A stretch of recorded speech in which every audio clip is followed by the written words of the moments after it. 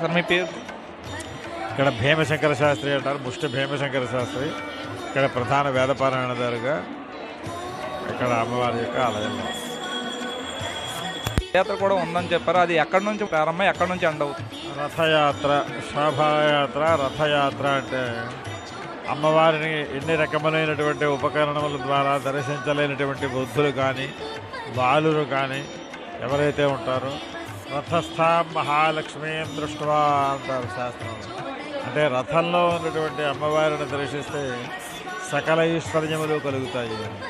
అటువంటి రథయాత్ర అమ్మవారికి దత్తత దేవస్థానమైనటువంటి సీతారామచంద్ర స్వామి వారి యొక్క దేవస్థానం అంబికాబాగ్ జగదాంబ జంక్షన్కి పైన ఉన్నటువంటి ఆ రామాలయం దగ్గర ప్రారంభించి తప్పెడగుళ్ళు, పులివేషములు, భజనలు, గీతాపారాయణాదులు, భక్తజన సందోహ మధ్యలో అమ్మవారి యొక్క మాలధారణ చేసినటువంటి భక్తులు ఉంటారు, మాతలు.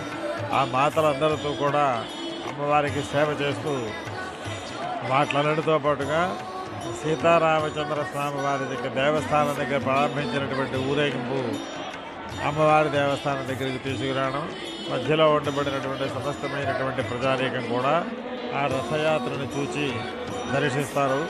రేపు సాయంకాలం 4 గంటలకు ప్రారంభమవుతుంది. అది సీతారామస్వామి వారి యొక్క దేవాలయం. అమ్మవారి దేవస్థానానికి దత్త దేవాలయం అనేది జగదాంబ జంక్షన్ దగ్గర నుంచి ప్రారంభమై ఇక్కడ ముగుస్తుంది అమ్మవారి దగ్గర.